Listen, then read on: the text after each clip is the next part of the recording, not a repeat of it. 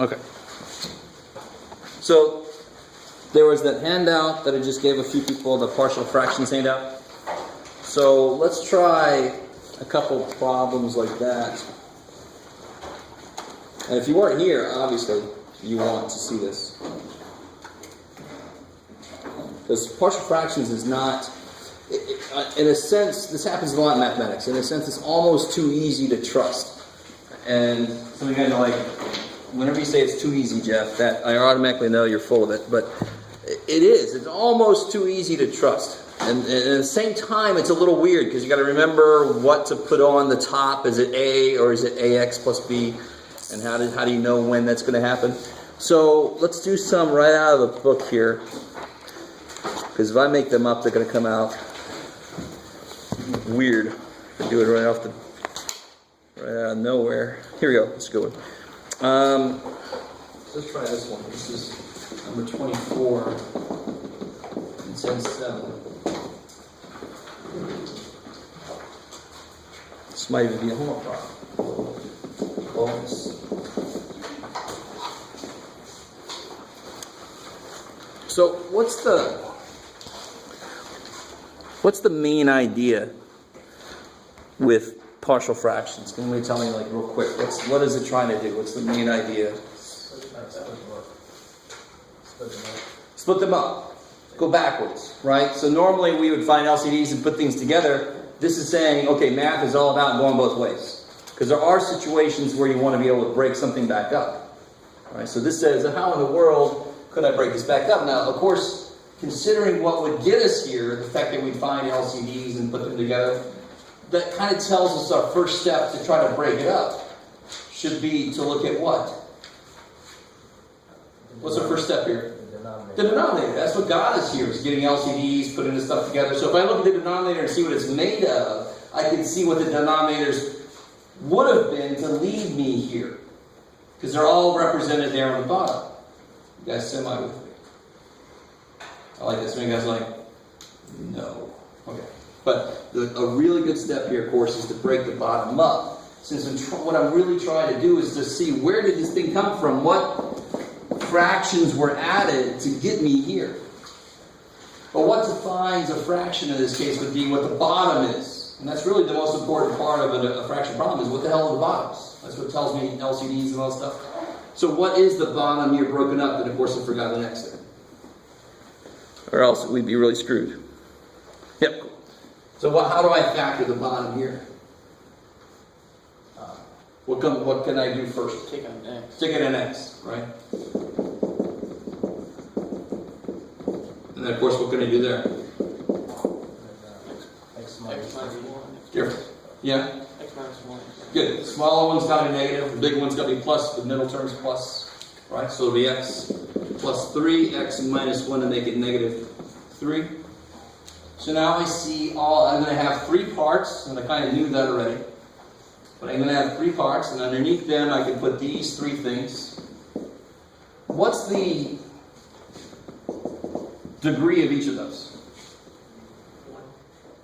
First degree, right? Even if I had a problem like this, I would still say it's first degree, just it's repeated twice. Or repeated once, if you want to be grammatically correct. Are you guys with me so far? Why is that so important? Because that tells you what the top is going to be. The top has always got to be 1 degree below the bottom. That's the most general way to kind of look at it. Because, I don't know if I really want to get to all the details of why that is. I always normally do, but I want to make sure we have time to do everything else. So, on top here, what can I put? A. I love it. So, in this process, it's just convention to use capital A, B, C, all the way down, however far you got to go. Cool. So A over X plus B over X plus 3 plus C over X minus 1. So the X is not my real variable here, because I'm not looking at it in terms of a function of X. I'm trying to figure out, it is a function of X, but the variables are this A, B, and C. I got to figure out what those are to make this true. Alright, so that's the first step, is just break that bad boy up and then set up what the answer is going to look like. And that feels kind of weird. I already know what the answer is going to look like. So what's the next step? How do I get going on this problem? Now that I've got that set up, Multiply each side by the other. I love it. You start to kind of attack it like as if it were an equation. You multiply by the denominator so that they all go away. If you multiply by this, all that goes away, right? So I get 7x minus 3. And if I multiply this side, all that goes away. And what does this guy pick up? Good, x plus 3, x minus 1. The x cancels, but it picks up the other two. This guy picks up the x and the x minus 1. This guy picks up what? X and x plus 3. Now, let me just stop right there. You've definitely got to tell me if you understand what you just did. It's an awesome way to look at this. You don't have to do a lot of work for this. You know that the x is going to cancel. And the other two won't. So there they are. Here the x plus 3 is going to cancel. So the other two won't. So there they are. So forth. Right? This is partial fractions is a really cool method where you use relatively simple skills you should already have to do something really kind of neat. Something you never even thought of doing, probably. Because you're so used to get the damn things together, you didn't stop and think, well, what if I wanted to tear the damn things back apart? Alright, so who's got a suggestion? This problem really works well a certain way that I showed. But you can do it either way you want to. If I wanted to avoid matrices, I can completely avoid them here. How would I do that? Yeah, what would kill this guy and this guy would be x equals 1. So help me out. If x equals 1, what do I get on this side? What's this? If x is 1, 7 minus 3? 4. I like it. Equals, what's the only guy left alive over there? If x is 1, who dies? Yeah, why do they die? Because if x is 1, that's 0. 0 is the whole thing, right? This times 0, who cares? This times 0, who cares? The last guy will be c times 1 times 4. So it'll be, I like it, C4 or 4C. Depending on your personal preference. No, you know. Yes, ma'am. How did you come with 1 again? Yeah, why did I pick 1? What else could I have picked? I could have picked -3, or I could have picked 0. I love it. So you do, okay, good. I wasn't sure if you're like, okay, you're telling me more numbers that I don't know where they're coming from either. I thought I was like 0, but I just wanted to make sure. Gotcha. So if you use 0, these two die, I can figure out what A is. And if I use -3, these two die, and I can figure out what B is. You with me? I always start with this method, and I use it as far as I can. Why sometimes won't I be able to use it all the way? Because I might get something here like x squared plus 1. It won't reduce, and it's got complex numbers. I don't want to start throwing complex numbers into this thing. I'm just going to go ahead and do the equating the coefficients. But very often, if you start with this method, you'll be able to eliminate some of these variables. You can get many variables quickly in this process. You might have ax squared plus bx plus c, and dx squared plus ex plus f. Holy crap, there's 6 variables already. I do not want that matrix to stare at me. I want to try to kill some of those right off the bat. My teacher never showed us this method. I thought of it myself. And then books started teaching the damn thing. I'm like, thank God. This is so much, it just makes so much more sense. So what do you get here for C? 1, sweet. Now you guys figure out A and B.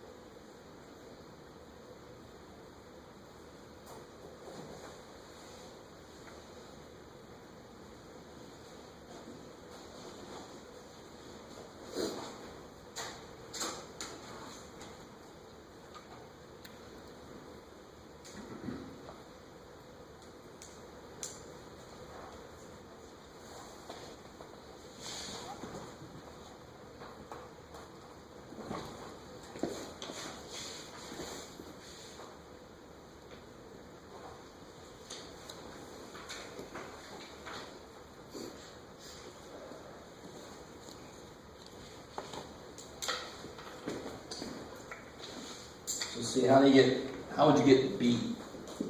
If x equals what?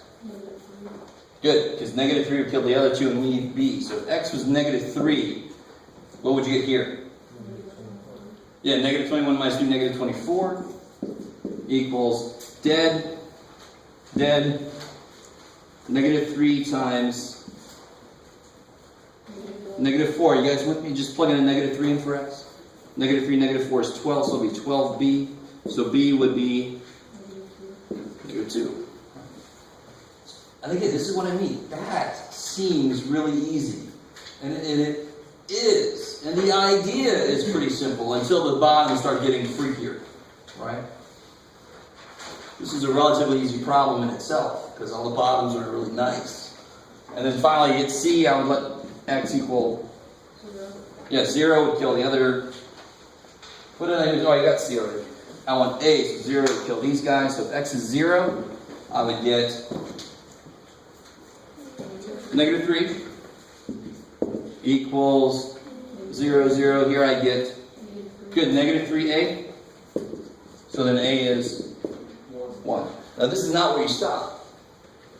Now you can go up, you can say that 7x minus 3 over x cubed plus 2x squared minus 3x equals what over x?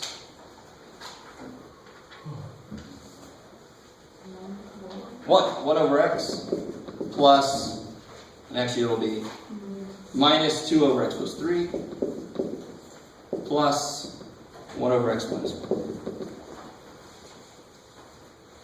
Now I know no matter what I do, I can never impress some of the guys with anything I do mathematically, but that is actually pretty cool. I mean, that was really kind of simple. And if I would have just said, can you take that and break it back up? Some of you guys would have thought about it when no, I cannot. And it turns out it's really stupid simple. And the trick was, I know what the answer is going to look like, so let me just put it there. That is that. And then now I got the equation. Let me start working with the equation. It's almost too simple of an idea. Okay. Well, hidden mathematics. Okay, right, well, except they can't spell. That's all right. Don't like that. All right. So without doing the whole problem, let me show you how would you set these up. Let's see, has everybody got this here? Okay. Let's try to make a problem real quick. Let's see, maybe yeah.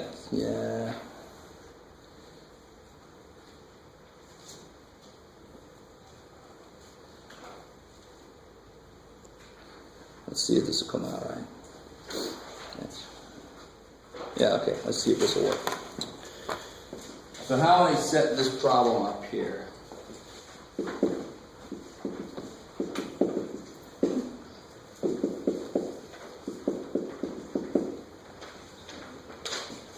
So it was nice, I factored the bottom already for you. Let's try to be a 3. It's still trying to be a 3. So this one's a little different. And it's got one piece, well, let's see. I like this problem because it's got everything weird that could happen in it at once. So go ahead and write down what you think this would break up as. Now I'll give you a little hint. There should be 3 parts.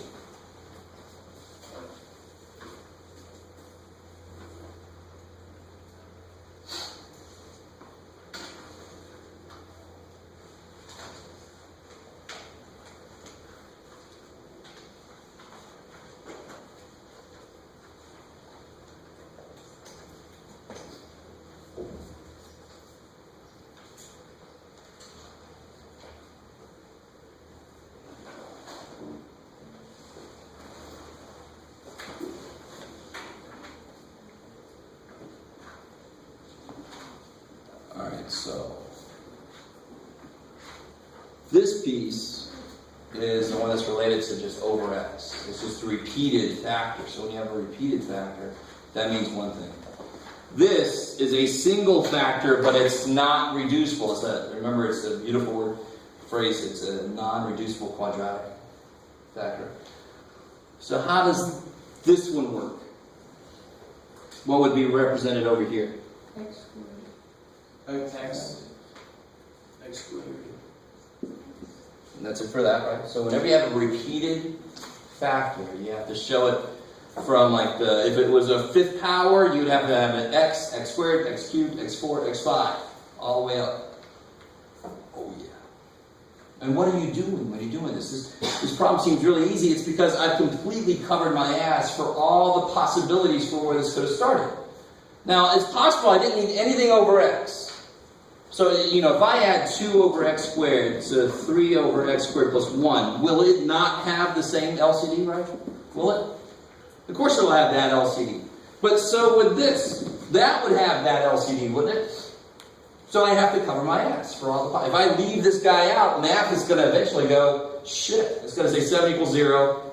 You didn't give me enough. I can't do this. It's impossible. Right? So we have to give it everything. And if this is a 0, math will say that's a 0. And I'm like, okay, cool. And of course, how do I handle this dude? What's on the top of these? A. Good. I like it. All right, this is just a repeated x. So on top should be a constant. That's what should go over x's. This guy is x squared plus 1. So what's got to go on top of him? I like it. It's got to be linear. That's a second degree. It's not repeated. It's a true second degree. So up here it's got to be a first degree. That would be a linear piece. Desperately trying to give you ways. Number one, why does this make sense? Number two, just a way to remember how to set these things up. Now, what kind of sucks here as far as what we'll call my method? It's not really my method, but when you multiply both sides, what do you end up with? What happens here? Careful. So if I multiply both sides by this, 1x drops out, right? So it picks up the other x, and the x squared plus 1. Here, both x's drop out, so he just picks up the x squared plus 1. Here, x squared plus 1 drops out, and he picks up the x squared. Now, how far could my process take us? How many steps of my process can we use? What's the only x I can make a real number and have something die? What's the only number I can plug in for x? 0. So I'm telling you right there, there's only one step I could do, but I'm going to do that one damn step, right? And kill one of my variables. I have 4 variables up there, a, b, c, d. If I can kill one of them, yes please. So if I let x equal 0, what happens? I'll do this side. 2. You're helpful, Jeff. All right. Which ones would die over there? A, C, and D. I love it. The A, the C, D. They all have an x or an x squared. So the only thing left alive is the middle, and of course b times 0 plus 1 is b. Sweet. So we already know b is 2.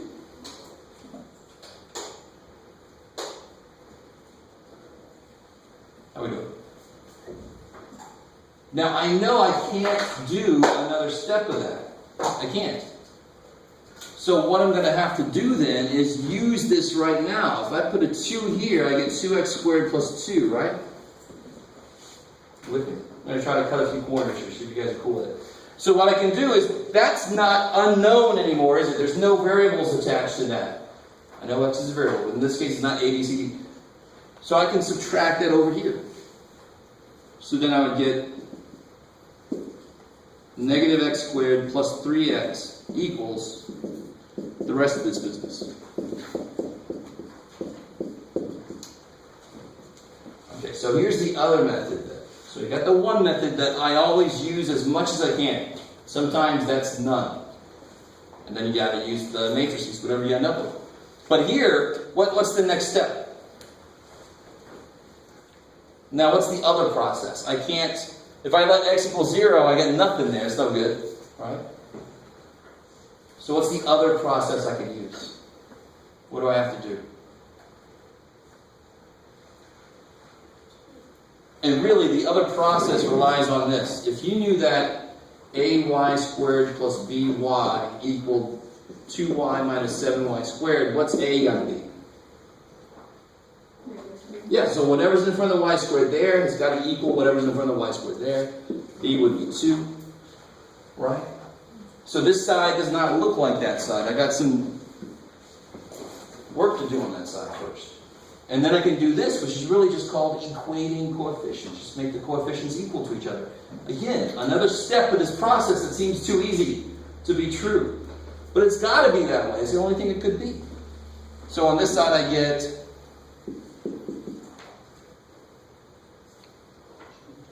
x cubed plus ax plus cx cubed plus dx squared. Is that cool?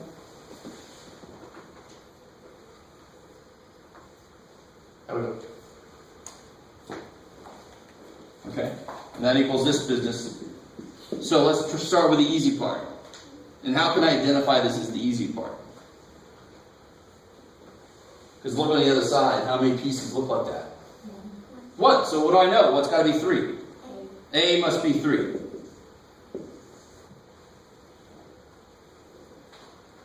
What must D be?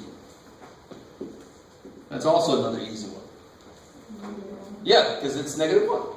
Right? In front of the x squared is D, in front of the x squared is -1, so what must D be? -1. They have to be the same thing. So now I can say, where am I at? What about x cubed? What's in front of the x cubed there? Over here, I agree. Over there it's 0. What about on this side?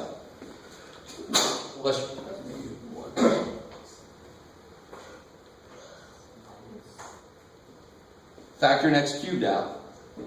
And what do you get? A plus c. So a plus c must be 0. If I combine my x cubes, if I do a of these plus c of these, I should end up with none of them, right? So what must a plus c be? 0. They cancel each other out. And of course, what's really cool about that? I know what a is. So if a plus c is 0 and a is 3, c must be -3. Good. They have to cancel each other out. So then what's this look like at the end? This is a over x, so 3 over x, plus b over x squared. B was 2. Plus cx plus d, but where am I at? C is -3, and d was -1.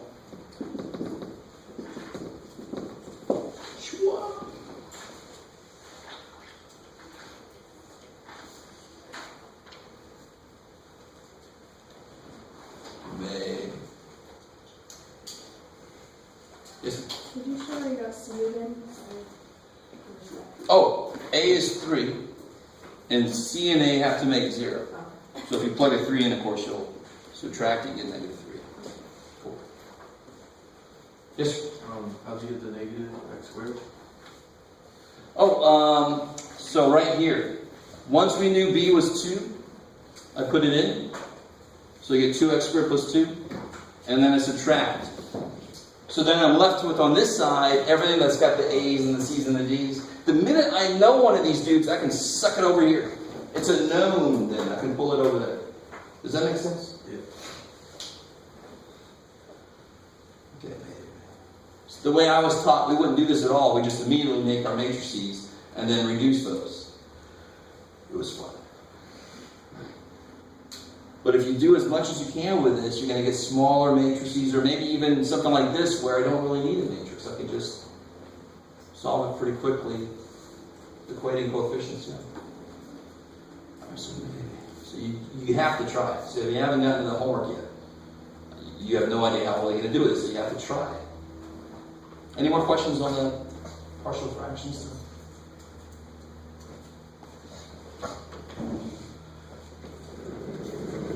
And real quick, if I had something look like this, say 3 over x cubed plus 4x squared minus 7x plus 2 squared.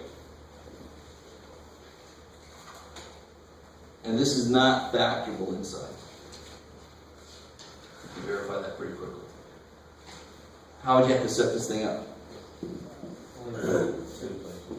X plus b and then bx plus c. No. What would be in the bottom? Just the inside. Yeah, the inside. So you have one of these, and on the bottom of the other one would be two of those. That's what you do. Whenever you have a repeated anything, if it's not, you can't reduce it, you put one of them, and then the other one's going to be the square. You got to cover your ass for all the possible things you could have been to begin with. So over here I'm going to have. Now what's going to be on the top? What's the degree at the bottom? 3. So what's the degree at the top got to be? 2. Second degree. So what's the most general second degree? X squared. Ax squared. Dx. Bx. C. And over here is going to be dx squared. Ex. So that's what I mean by you can collect variables really quickly in some of these problems. That would so desperately suck. So I am definitely not going to give you even one that's kind of like this disgusting, but I might have a problem where it's just set it up. Don't solve it, just set it up. So I could give you this problem, say just set up what the first step would look like. And I won't make you solve it, because that would be busy work, really. And I hate busy work as much as you. Believe it or not. Cool. So where do you want to go from there then? From partial fractions? Anything else you guys want to look at? How are we doing with matrices? You doing all right? I haven't seen 1025. 10.5? Okay. Since you said so nice 10.5. Oh yeah, good. Any specific problem or? No, I just need to go over Okay. 10.5 is sort of like way up there on my list of things I would have questions about if I was in this class. Because partial fraction is a little weird. Some of you guys might be able to see how the math is easy, but it's just kind of weird knowing how to set it up. Inverse matrices aren't really hard. It just takes a while sometimes. Who remembers how to find the inverse of a 2 by 2? So if I put up here, I like it. So if I put up here,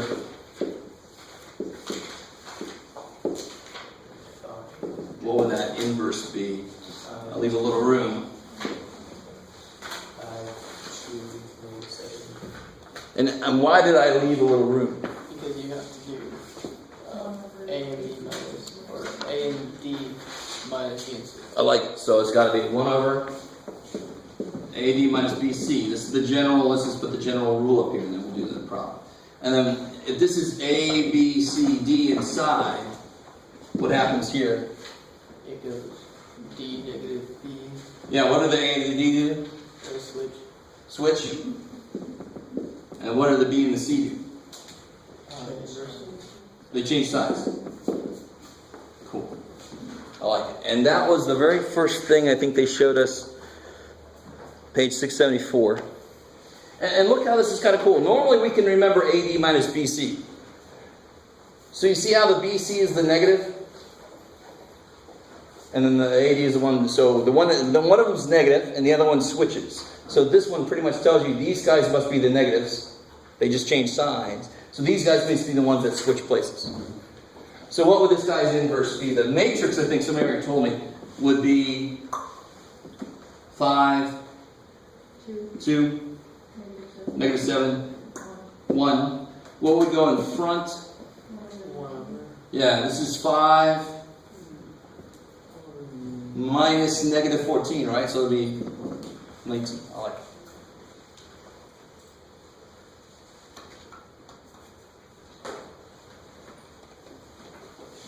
So real quick, what's weird about this one then?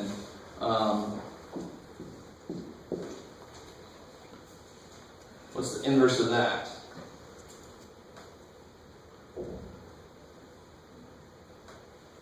So I already told you something weird about it. Not sure. There's no. There is no inverse. I love it. No inverse. And stay with me now. Why do we find inverses? I like it. Inverses of matrices. Why do we find those? Besides, math people do all this weird shit and we want to make you guys do it too. What do we use the inverse for? The inverse of those equations that you use the formula. So if I have an equation where I have matrix X equals matrix, I can then multiply by the inverse matrix and figure out what x is, because those will cancel each other out. So if I can figure out what the inverse matrix is, I can multiply both sides and be done. Cool? And really, the real important part there is I can program a computer to do the process. It'll just eat the process up. This computer, obviously, the name tells you it's good at computations. And that's all I have to do is have repeated computations. And the bigger the matrix is, it doesn't really care. It just adds a few milliseconds on, no problem. What would this look like as an equation, as a part of an equation?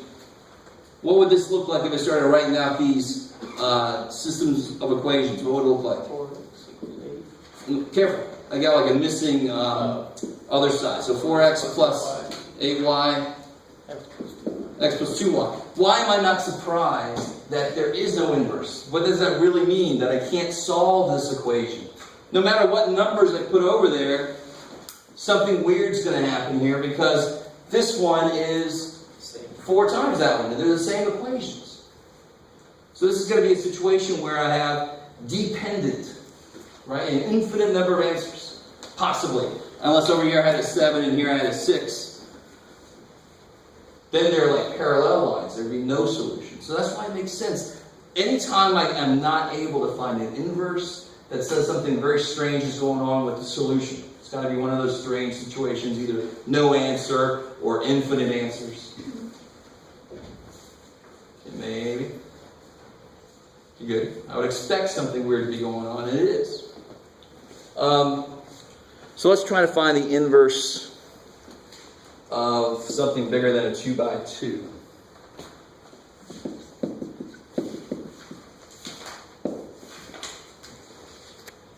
Now let's take an example out of here. If I just make one up, who knows what it could look like? Oh, these aren't too pretty either. Let's see. Blah, blah, blah. So if I had 2, 4, 1, negative 1, 1, negative 1, 1, 4, 0. And this is coming from number 29 in this section, 10.5. What do I have to set up to find this guy's inverse? How do I set that up? What do I tack on there to do this? Yeah, I got to tack onto this the goal, really, right? This side is going to start off where I want this side to end up. So I'm hoping on some level it kind of makes sense. If I row reduce this until I get this side to look like that side, this side is just going to keep track of all the stuff that I had to do. Does that kind of make sense? Wouldn't that make it the inverse? Yes, it's crazy. So that's why this is the process to find the inverse. That's why this process makes sense. This is kind of like memory of all the opposite stuff I'm doing to this to make it look like that. So the matrix that ends up here is going to be the inverse of this matrix. Just, And then that can be used for any kind of dimension. Or is it it's a good point. The only kind of matrices that are invertible would be square matrices. So what do I mean by square? 3 by 3, 2 by 2. Well, that's a good question. I like it. Okay. All depends on you how much you want to do this. Once you understand row reducing, this is exactly that. I just have longer rows. Right? So let's do a couple steps just to make sure we can all do this. What's a good first step here? Add row 2 to row 1 to make the first number row 1. You could do that, or you could even switch these around. Right? You could switch these rows and put a 1 there. You with me? Either way you want to do it, it doesn't matter. It'd be a little bit easier, I think, just to switch. So if I put this row there, I get 1, 4, 0, 0, 0, 1.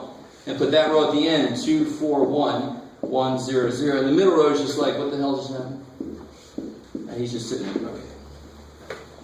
That's a good idea. I mean, my goal has a 1 up here. I have a 1 there. I don't want to lose him in all the stuff I'm going to do. Let me immediately put him up there. And I can leave him alone. I can use him to kill the other dudes. So some of you guys might not realize you can definitely just switch rows. It's just the same thing as rewriting the equations the other way. Who cares what order they're written? Now what can I do? What's the easiest first thing to do? Multiply row 2 through. So, add row. Yeah, I could do row 2 times 2 times, but the easiest thing really is just to add these two together. So row 1 plus row 2 and put the answer where? Row 2. Row 2, 11. I don't want to screw with my 1 I put there. Right? I'm going through all that trouble of moving. Okay, so if I add those together, I'll get 0, 5, negative 1, 0, 1, 1. I like it. And then everybody else, well, let's see. The first row stays the same. Let's see if we can handle multiple things at once. Somebody else told me that another good thing. Now notice how I killed that row? But I'm still working off of this matrix here. I can still take twice this plus this. Right? Right here it's still there. So I can say twice row 2 plus row 3. Put the answer where? Row 3. Or if you do negative 2 times this, right? It doesn't matter. I just wanted this one because it's already negative. So then what would happen in here? Twice row 2, this would be negative 2, 2, negative 2, 0, negative 2, and 0. Cool. And then I add that to row 3. Negative 2 and 2 is 0, thank God. 2 and 4 is 6.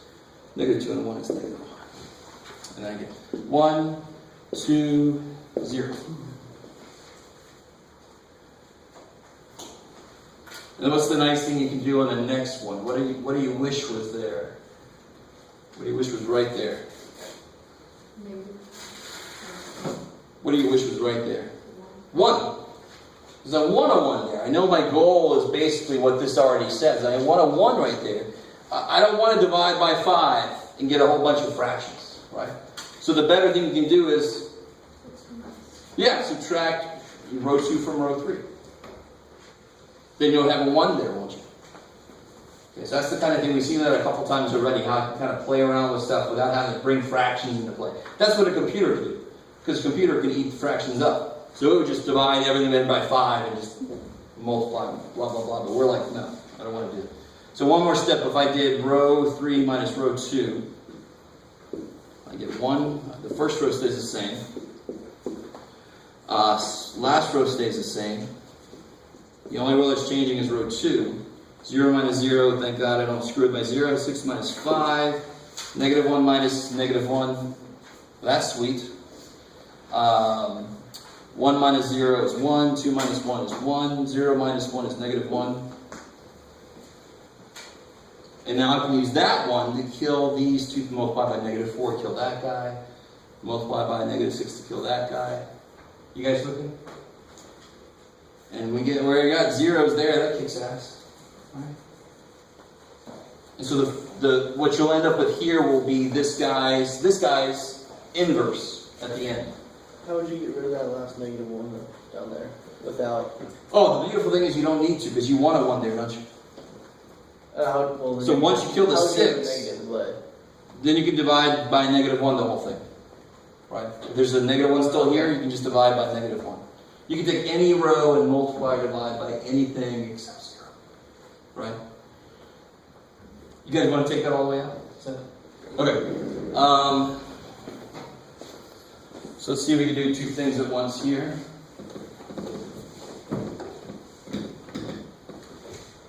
More colors. Okay, that's one. So what do I want to do to kill this guy? Kill that 4. How would I kill that 4? Row 2 and negative 4. Yeah, negative 4 row 2. Plus row 1. Put the answer back in row 1. I want the 0 to show up here in row 1. Same kind of thing with the 6, right? Multiply row 2 by negative 6. Add it to row 3. Put it into row 3.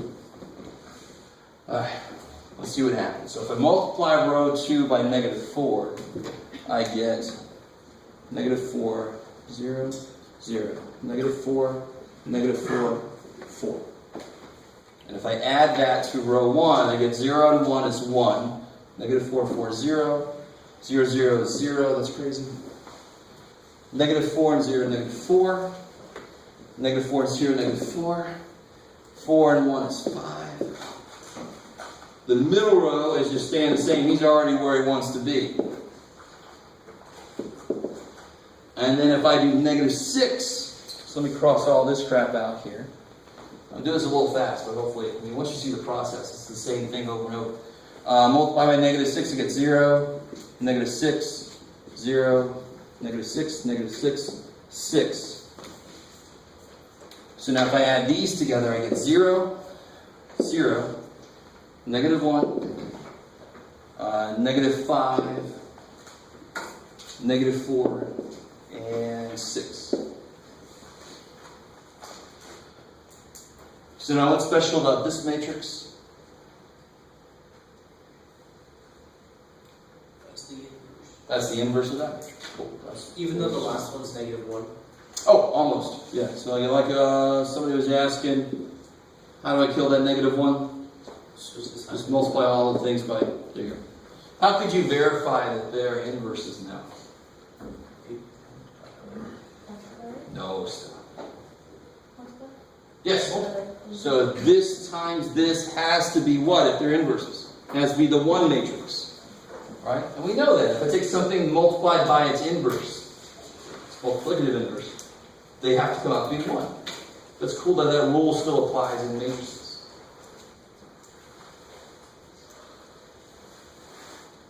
Okay?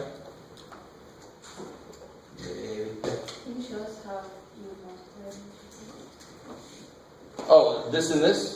Well, let's do one better, because we will actually do that. If my equation, if my system, look at number 29, so I don't have to rewrite all this stuff. If you don't have a book, you're just going to have to take our word for it. The equation would look like this as in matrix form.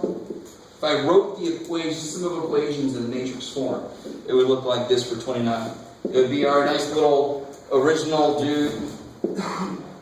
Oh, I see where I got stuff from. 2, 4, 1, negative 1, 1, negative 1, 1, 4, 0. Times x, y, z, that's the x matrix. And do you see how colors, if I multiply these, don't I get 2x plus 4y plus z, bam. That's what the first equation is for number 29. And of course that equals the matrix that represents all the numbers, 7, 0, negative 2. Got it. So, to answer your question and do a little bit more, how would I use that inverse matrix to solve this system of equations?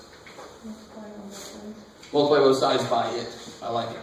So I do negative 4, 5, 1, 1, 2, 1, 5, 4, negative 6 times 2, 4, 1, negative 1, 1, negative 1, 1, 4, 0. X, Y, Z. Now here's one thing about matrices that I know I had a question about it at the beginning of class last time, but you have to. Matrices, commutativity does not work for multiplication, right? So the funny thing that happens then is if I multiply this side of the equation by A inverse, I have to multiply the same side of the other side. Does that make sense? Because commutativity doesn't work. We don't have to worry about that with our regular equations that we solve because we have commutativity. Who cares where you multiply the 2 in front or behind? But with matrices, you got to do it the same side. So over here, and why else does that make sense? How big is this? 3 by 1? If I put right next to it a 3 by 3, would that ever work? No. So that's another reason why. You probably want it to work. So of course if I put it in front, if I put it over here, it totally works now, right? The middle ones match. So then I'm going to put my there times 7, 0, negative 2. So let's do more than we normally would. Which you like. Sounds about your style, Jeff. If I multiply these two out, we're going to verify that they are inverses right now. Right? So what do I get when I multiply these? Negative 8 plus 4 is negative 4 plus 5 is 1. So far it looks good. Because I want to end up with the 1 matrix. Right? What's the next thing I can do? To stay with row 1, I already did this one. So let's multiply by the second column now. Negative 16 minus 4 Negative 20 plus 20, 0.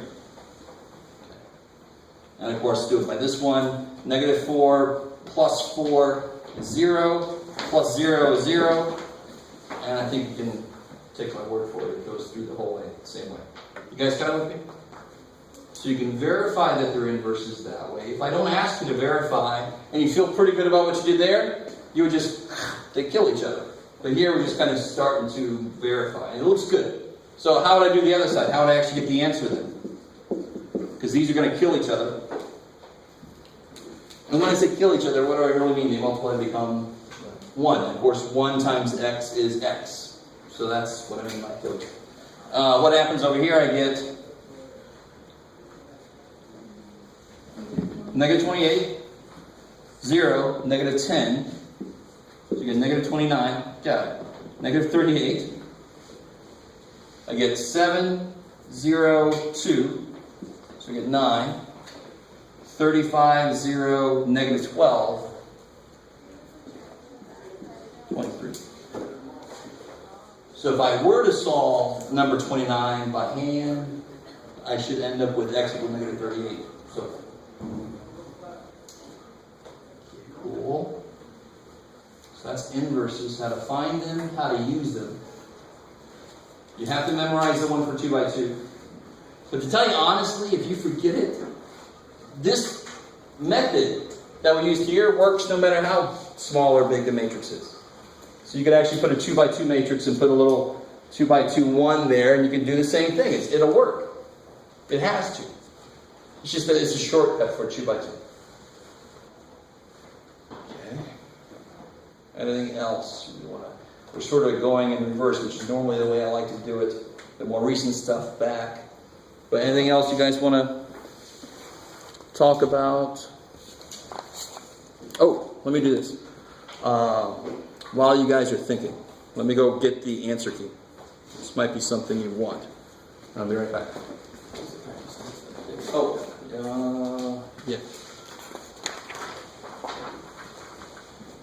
Yeah. Can you? No.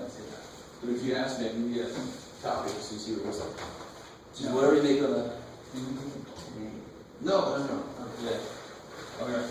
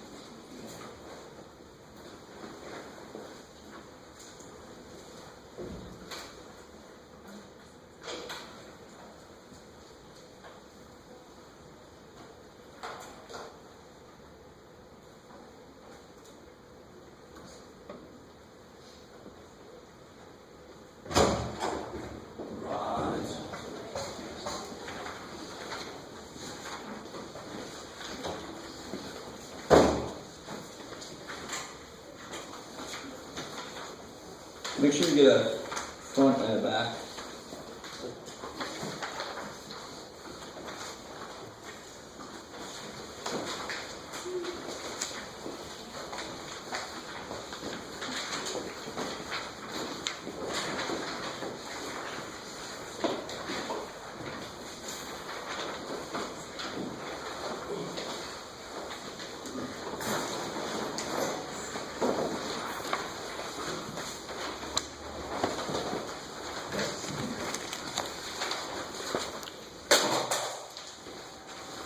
Abdul Rahman, Zach, Sawyer,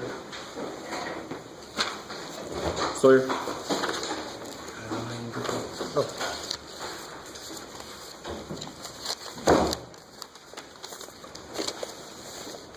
Kaylan, Hannah, no, Hannah.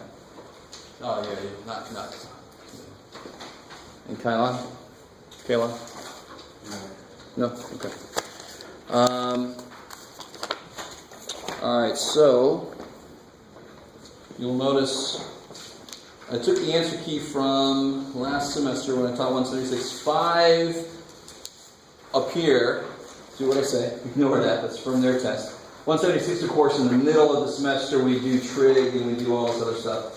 So 5 does not apply to us. On the front, on the back is the rest of ours. Cool. And if I'm going to give you a problem like number 8, those 3 problems that refer back to doubling time and all that stuff, I'll give you the form of the equation to use for that problem. Okay? So I'm not going to make you memorize those. But you do have to know the other stuff we're talking about, the inverse of the 2 by 2, the procedures that we've done. I'm not going to make you memorize those formulas.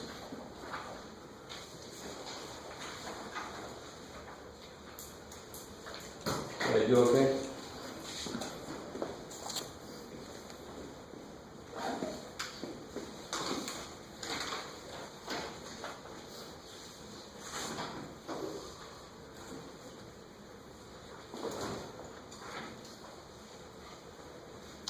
So you can see on 4b, I did a mixture of let x equal 2 because one of the bottoms was x squared plus 4. It's got complex roots. So I did x equals 2, and then I had to do equated coefficients to finish it out.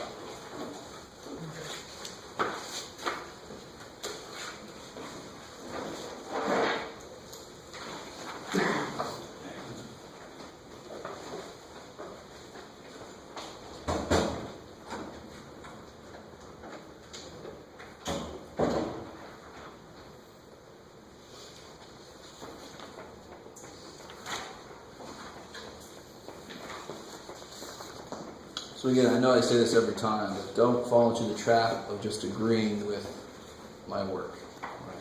That'll give you a false sense of confidence. So try it yourself, double check it here, try it maybe one more time. If it's wrong, if it's still wrong, let it go. Go find another problem. You don't want to stay on one problem too long because then you'll know that problem. You won't know those kind of problems.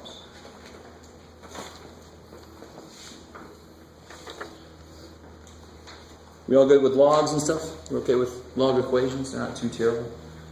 Change of base, all that kind of stuff.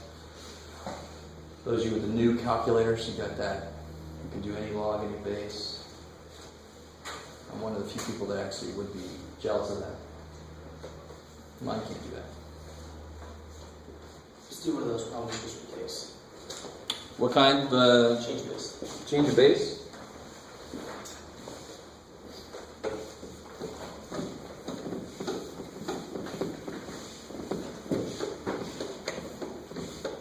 So let me come at it in a little different way here.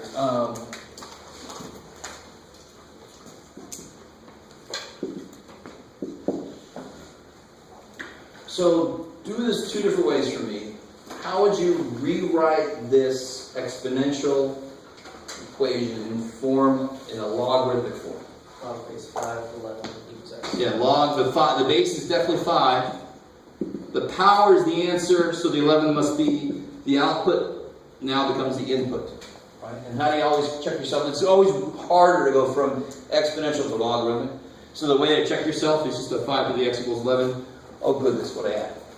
Right? So that's one thing. Now, how would we go about solving this equation in general? Especially for those of us who don't have log of any base. Yeah, take the ln of both sides, right? So then the x comes down. I would divide by ln. And I could have used log, it would have been the same exact thing, right? But I just would have used log. On the test, do you want us to leave it in that form, like ln 11 over ln 5? Or do you want to show in both forms of that? Depends on the question. If I just say solve this, I'd love to see that. Cool? And I'll show you a problem where doing it this way would not help. This way I understand, and some of you guys have log-based anything. So if you do this and you do that, I can't really say too much. But this kind of shows you what the change of base formula is. Since x equals this and x equals that, this and that have to actually do the same thing. Right? And of course, what's the shortcut to remember how to set up log-based anything of something? It's going to be what's going to be in the bottom? What will be in the bottom? Yeah, the base, right? Base on the bottom. Whatever log you want to use. Is that cool? So if I had log base b of y, how could I rewrite that? What kind of, Carol? You could do ln y over ln b. Yeah.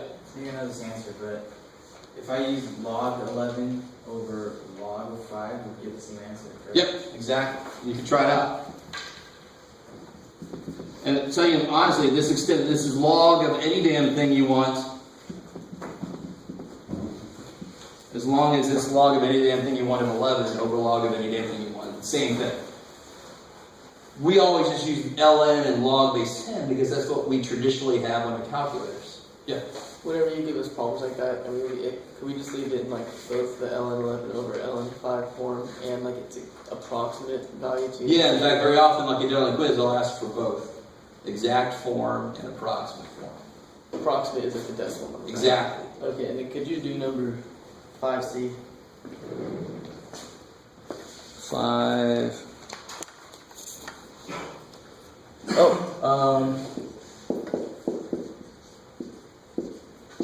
So the idea here is really that how are logarithms related to exponential functions?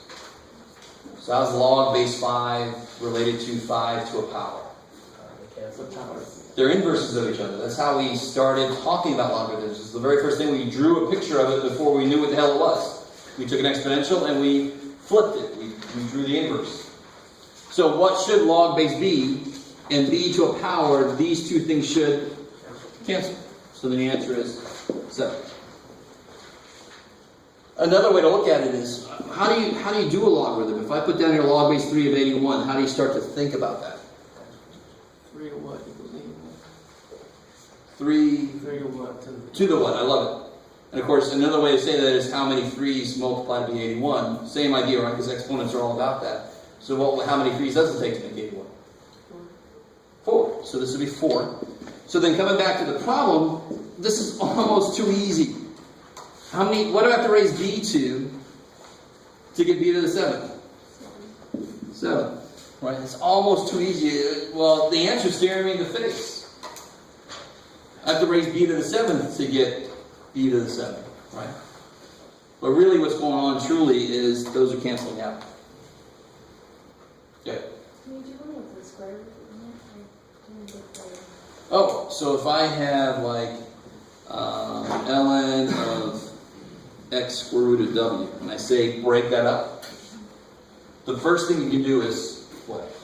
What's the main operation happening inside? Multiplication, right? X times root w. So how can I rewrite that? I love it, right? Because ln logs are powers. So when I'm multiplying these things, I add the exponents, right? That's how I remember that property. And the very last thing is, some of you guys stop there. No, I was just gonna say I like it. So what's the next step? It's a half of. Good. This is lnw to the 1/2. You can rewrite any root as a power. And then the power should just come down. So when I say break this log apart, I want you to end up with inside should just be a letter or like an expression like x minus 1. Because there ain't a damn thing you can do with that. There shouldn't be any powers left. Does that make sense?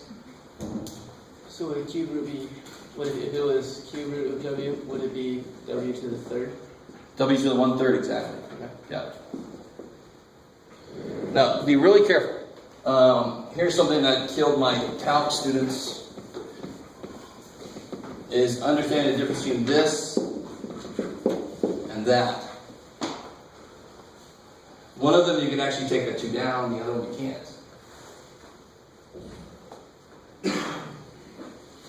So which one can you take the 2 down? The first one. Probably the one that we've done before, right? This is the one that's written in a different way. This one is natural log of x squared.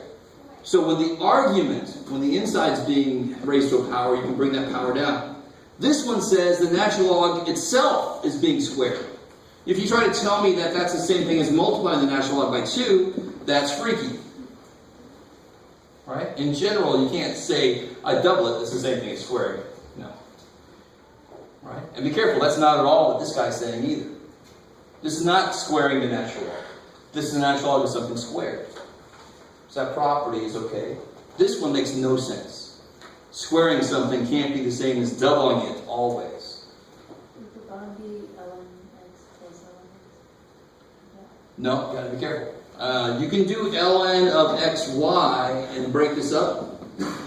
But you can't do ln of x times ln of y, and you can't do a damn thing with that. Doesn't work the other way. So if I have a product on the inside, I can rewrite that as a sum of logs. If I have a quotient on the inside, I can rewrite that as a difference of logs. But if I have logs that are multiplying, well, that's nice for them. I can't do a damn thing with it. Okay. I could do weird shit with this, like that, right? Anything out front of a natural log can come up as a power. Does that do anything for me? No. But that's one thing I guess really the only thing I can do. That doesn't really take me anywhere. Okay. Anything else? Now, I'm not trying to just fill up time. I want to make sure I answer all your questions. If you're good to go, you're good to go. All right, so if you're ready for the test, you don't have to hang out here if you don't want to. If you have questions still, feel free.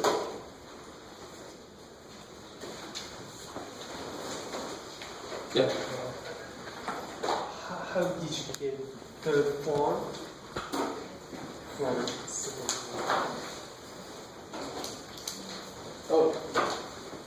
So that's a good example of, which one is that? 6C?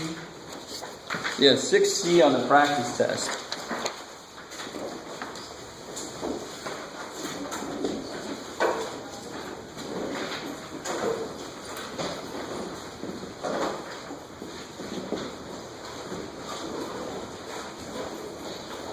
Remember how I said earlier you can't always rewrite an exponential equation in logarithmic form? Here, what would the base be? There's two of them, right? So I'm screwed from the beginning. I can't rewrite this as log base something equals something. I can't do that. So here I'm going to use really whatever log you want to, and ln has the least letters. So then why, of course, do I have to use a log of any kind? To bring the exponents down. Right? My variables are stuck up there. They're the only functions in the world that can bring something down from the power. So if I take ln to both sides,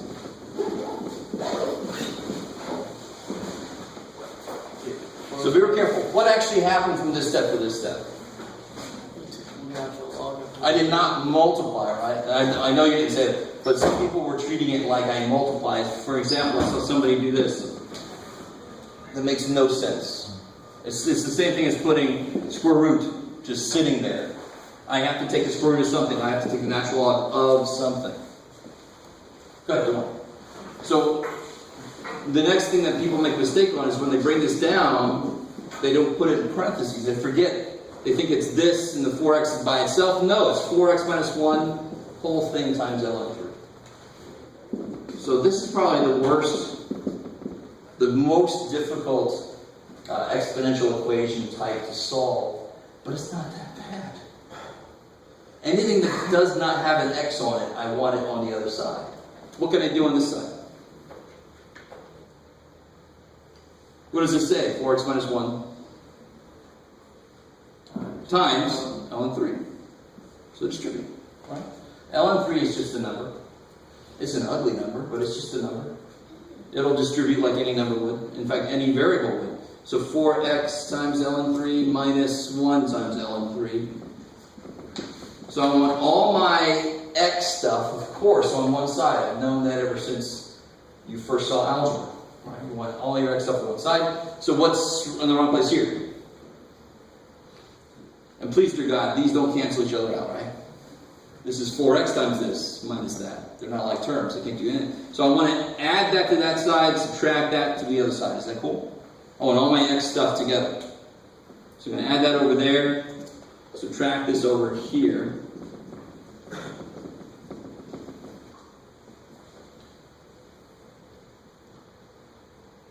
And then finally I could pull an x out.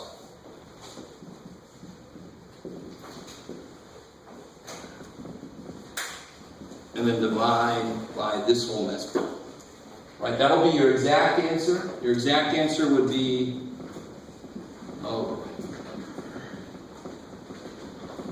that's your exact answer. And then your approximate answer would be when you plugged in your calculator to the decimal approximation.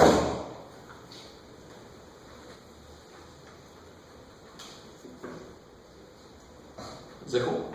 That's probably the ugliest example of an exponential function you'll see is when they have, and actually I could have made it a little uglier if I would have put like plus 2 there. Then you would have had to distribute here, but it still needs your x's on one side, you have other stuff on the other side. There was one on the homework that was, I think I really good. Oh, really? What's that? It was on 4 or 5. Yeah. Page 33, 338, number 35. Oh, the reason that's nowhere near as ugly as this. This is ugly, number one, because variables are up here.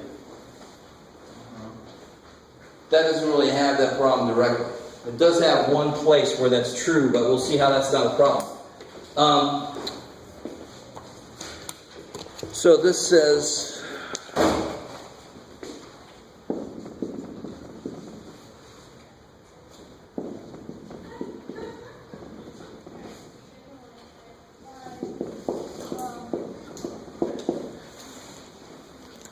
no, back in the day when we only had polynomials to worry about, if it equaled to 0, the first thing I would think about trying to do would be what?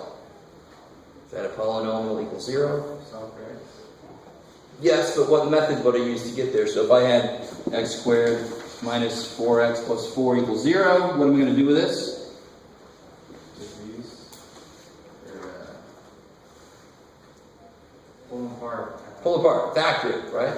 So same thing I'm going to do here, believe it or not. There's a GCF hanging out in here.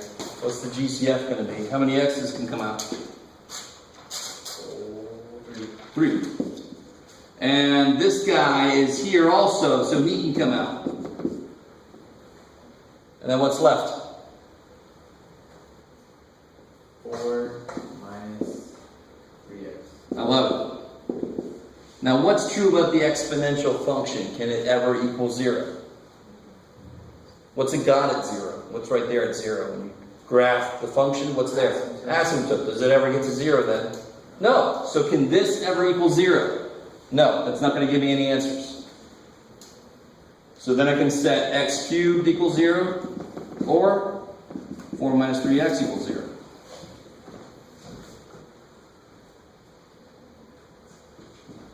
You with me?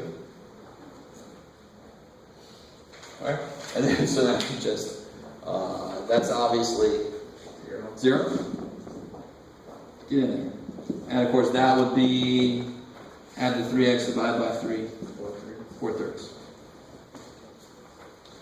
So if you let it, that one's easy.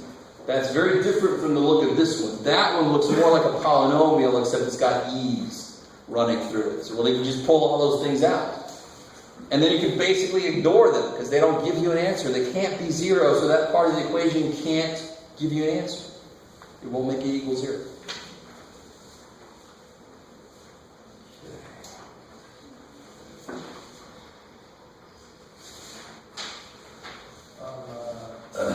Section 10.2, page 646, question 40. What is the gas?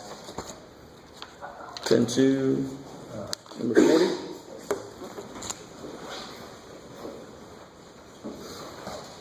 Okay, all right. This is a lot like that. We did a problem like this. I think it was one right before this problem. And it's really just setting up your equations. So here they got 3 different types of gas. They got regular, performance plus premium. Of course they have the letter P twice. I have regular. This might be wrong for me. I'm not going to use it. R. Regular, we'll say is X. Performance plus, we'll say is Y. And premium is Z. That's correct. So, well, what do they really represent, those variables? What do they really represent about that gas? Prices. The prices I know exactly. What is it that I don't know about gas? Gallons. This is really represents gallons of these. Cool. So the first equation you can set up is crazy easy. You can almost do an equation where you just add all this stuff up. Almost always. And if I add up all the gallons of gas, what should I get? 6,500. Yeah, 6,500 gallons a gallon. Then I have an equation that relates to the money. $3 there, $3.20. Yeah, I remember these days. What really sucks is when I see $3.60 and I'm like, oh good, that's not that bad. I'm like, damn, that's not good if I think that's good. So how do I build that up to make a money equation? I did 3x plus 3.2y plus 3.3z equals 20,000. Cool, look. Beautiful. So we have 2 equations. How many equations do we need total? 3. Why? Because there's 3 on that. Because there's 3 unknowns at level. Kick ass. So then they also say 3 times as many gallons of regular as premium were sold. So which one was there more of? Regular. Regular. So the regular, regular is X. So the regular was, What was that? so it says 3 times as many gallons of regular were sold. Wouldn't that be 3x equals So that's the problem. That's an evil sentence from English. So that's not math's fault. That's English's fault. When I say there were 3 times as many regular than premium, there was more regular. So if you say this, now if Z is 3 times X, then there's more Z, there's more premium. But no, that's backwards. X should be 3Z. Oh, okay. Alright. And that's like when you used to do 7 less than the number, and people would write 7 minus X. And it's not 7 minus X, of course. 7 less than a number is X minus 7. It's the evil part about matching English's weird phrasing up with math. Right? So this was that kind of thing. There were 3 times as many of this than that, but the 3's in the wrong place. Does that make sense? Yeah, that I switched it.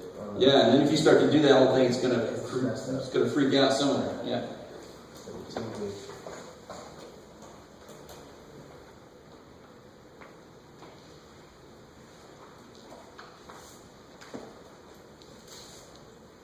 Okay. Anything else? Could you do 40 from 10.7? 10.7. 40?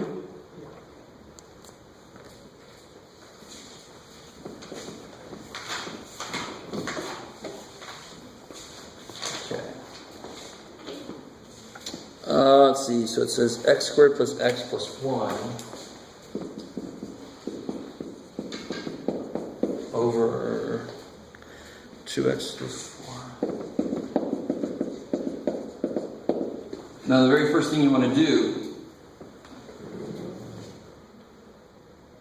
is what? What's the very first step in any of these problems like this? If it's not already done. Factor. So how would I factor this bottom? Well, the only factor is a 1, or 1 and 1. The only factor is a 2, or 2 and 1. And x to the fourth would be x squared, x squared.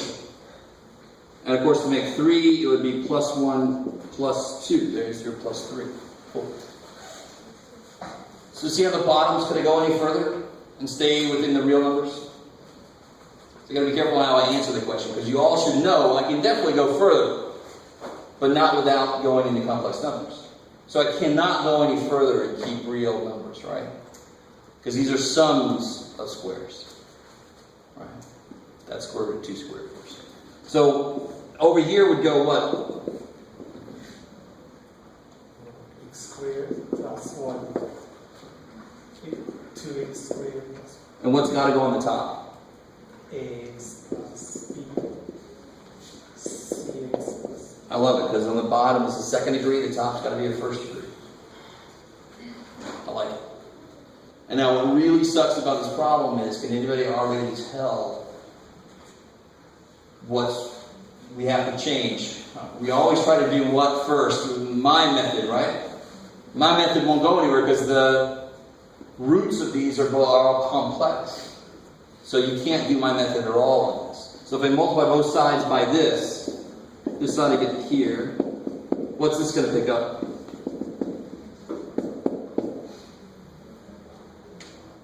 2x squared. Yep, I'm going to pick up the other one. And then this guy is going to pick up the other one. Because that would cancel. And now you can't make x equal anything and go anywhere here. So, actually, to tell you honestly, it's not entirely true. You just have to be comfortable working with a bunch of complex numbers. And actually, it would sort of work. But here, if I multiply that, I got a FOIL, right? 2ax cubed plus 2bx squared plus ax plus b plus cx cubed plus dx squared cx plus d. And then gather up all my stuff. I have 2a and c in front of my x cubed. I have 2b and d in front of my x squared, and I got a and c in front of my x, and I got b and d just hanging out. So what would 2a plus c have to equal? 0, because there is no x cubed over here, right? So 2a plus c equals 0. 2b plus d would have to equal what? 1. 1. A plus c, 1. 1. And b plus d, 1. 1.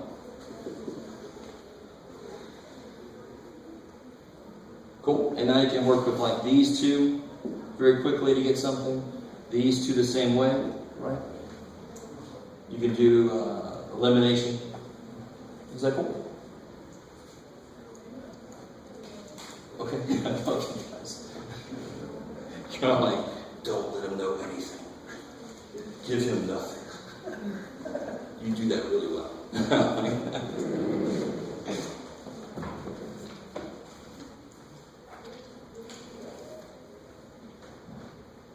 So you should be able to get that pretty quickly.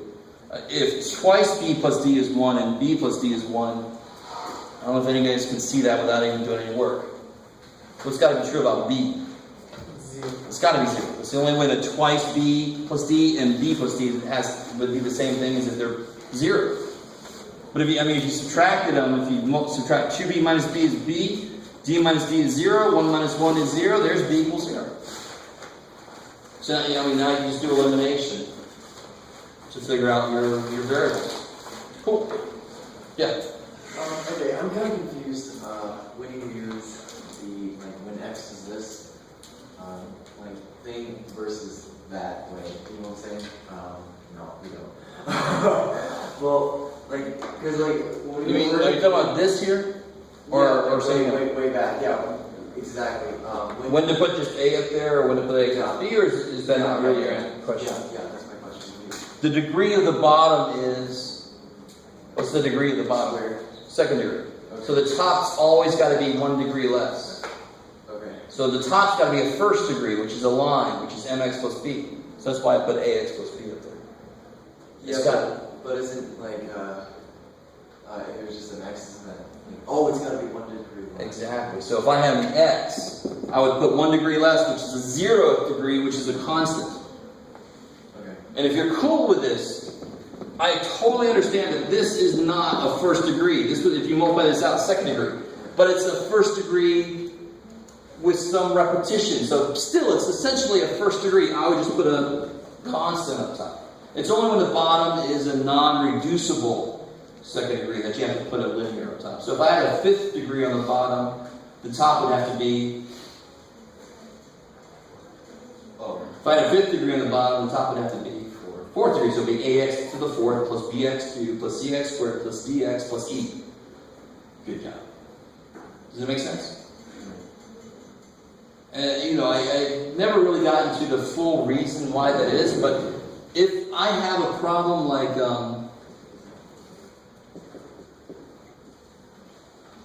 that, doesn't that divide into this? Yes, it does. I didn't say evenly, did I? But it certainly does. X squared goes into x squared once. Change the signs. So you get 1 and 9 over x squared minus 5. So if you, in fact, I could have made it more general if I would have made this an x here, but I won't, too bad for me. If you think that you have to represent like ax squared plus bx plus c on the top, you don't, because if it was the same degree, it would divide in and go down a degree. So that's why the top is always 1 degree less. Because if they were the same degree, I could just divide them and break it up even further. I'm trying to break it all the way down. So the most general way to do that is the top degree is 1 degree less than the bottom. Now, if it turns out that it's actually 2 degrees less, when I do the math, it's going to tell me A is 0. You with me? But that's not always going to happen, so I got to be as general as I can be when I set this thing up. But so why it works might be a little freaky, but the way to remember how it works is the top has got to be 1 degree less than the bottom. Right? Is that cool? Well, yeah, that's cool, but I'm just still confused, like, because when we were doing these partial fraction things earlier, you had like this, if x equals 0. Oh, yeah. Yeah. So why did I do that here? Is that your question? Yeah. Alright, so what would make this 0? Or what would make that 0? Is there any real number that would make those 0? No. Okay. So I can't use my method. Okay, but on the practice test, on number 4A, I could. no, well, on your answer you didn't use your method. Why couldn't you use your method on that? Oh, I just didn't. Because I knew I was going to use my method on the next one. I want to show one problem where I didn't. Okay. Because in class I showed both ways and people might like the other way better. But I totally could. If you did 4A again and did my method, it's got to come out to the same answer. Okay.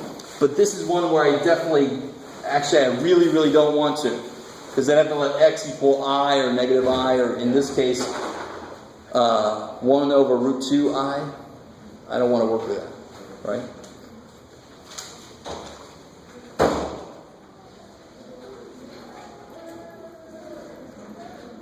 Yay! I'm still having problems on number 40. Like how, So that was this one here, right? No, it was the word column with the regular gas. Oh, the gas. Yeah, you have the regular right here. So what I would do is, the awesome thing you can do right off the bat is in place of both of these x's, you can put 3z. Yeah. And then you'll have 2 equations with just y and z in them, right? Is that what you're doing? Yeah. So you should get 3z with z. You should get 4z plus y is 6,500. And then 9z, you should get 12.3z plus 3.2y equals 20,050. Right? And now it's just up to you which way to go from here. You can multiply this through by negative 3.2. Or you can solve this one for y and plug that in. Right? Is that where you're stuck, or did you have trouble after that? Okay, I see what I did wrong. It just gets weird when our coefficients are decimal or something. I actually forgot the 3.2 y, like the Oh, scheisse. yeah. Yeah. That'll do it. Thank you. Alright. So don't forget, I'll be in my office hours if you need help. Right? Yeah, I should be used to bumming people out. You guys look so bummed out all the time.